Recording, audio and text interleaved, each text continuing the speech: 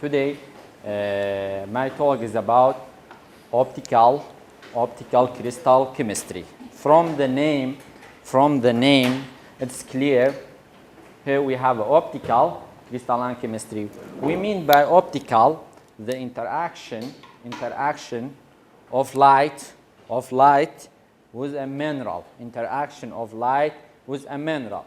Crystal, we have a many crystal system and classes. We want to know how the light interact with this crystal system, and thereafter each crystal or each mineral have own chemistry. I mean by chemistry of mineral,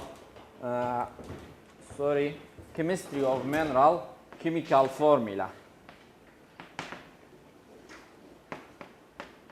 Chemical formula of mineral. How the chemical formula, or for example, Fe2SiO4 or Mg2SiO4, what is the effect of this element, ferrous iron and magnesium ion, on the optical properties, on the nature of the interaction of light with these chemical elements. So this is the topic, my topic. First, we have a branch in the mineralogy. We have optical mineralogy. We deal with the minerals. Last lectures, I talked in detail about the mineral, what is physical character and chemical character and the structure of mineral. In thin section, do you know what is a thin section? Thin section means a thin slab. It is thickness about 0.3 millimicron. The thickness of the rock slab is 0.3 millimicron. Under what? Under microscope. You all know what's a microscope, but we have a special type in optical mineralogy study. We name it plane polarized microscope. Plane polarized microscope mean we use a polarized light. Last lecture or previous lecture, I talked about what is a polarized microscope. So just I will show you very simple procedure. What is a thin section? Please just simply, it's very simple how to make a thin section. Here we have optical mineralogy. The basic is the thin section. Please, this is just a simple procedure how to make a thin section. First, we bring a rocks and cut a small slab by a special saw machine. This is a slab of rock here we have, and then after we put on the glass. By mountain media. Here we have a mountain media, and we put the rock on the glass, and after that it's ready for study under polarized microscopes. This is just simple procedure how to make a thin section. Okay, the most important thing in light, we know just about light velocity. We have a relation with the velocity. How the velocity of minerals, we use the velocity of minerals for the benefit or for definition or for identification of optical property of mineral. We have a mineral, this is just a mineral, and we have a speed of light. Before and after the light was entered the mineral. So let's take a look. We have this picture. We have two different media. We have air we have a water, air and water. You see there's a bend, not straight.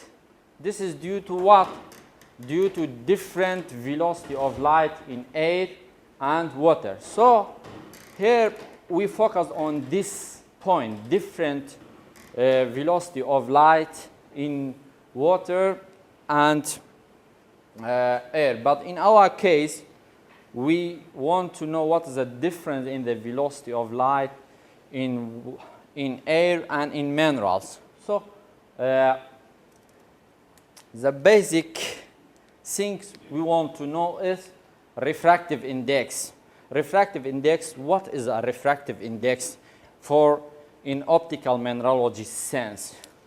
The refractive index, symbol small n, this is mathematically, this is refractive index. Velocity of light in vacuum over velocity of light in a mineral. Velocity of light in a mineral. Every minerals, or within the same chemical composition of minerals, we have a different velocity of mineral. So we want to know what factors control n in the mineral. So this is just simple photographs showing the different velocity of light. Here we have in vacuum, water, glass, and diamond. This is diamond. If you look to this diagram, you see that the velocity of light is depends on what? You see, we have a different minerals, different diamond, glass, water, and vacuum. So what is the difference between these four media? What is the difference? What is the difference? Why velocity of light in diamond are slower than that in glass and slower than that in water?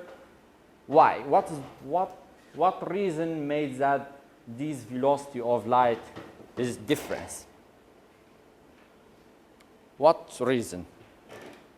What factor that controls the velocity of light? Of course, the factor is electron density, or the density of the media. High density means slow velocity of light. For example, if we have a light passing through this direction and we have another light passing in this direction, which one of them is faster than the other? Of course, in this direction, because there is no barrier. Or by other means, we have what? We have low electron density. Low electron density. Here we have what? We have a high electron density because we have a human body. We have many human body here.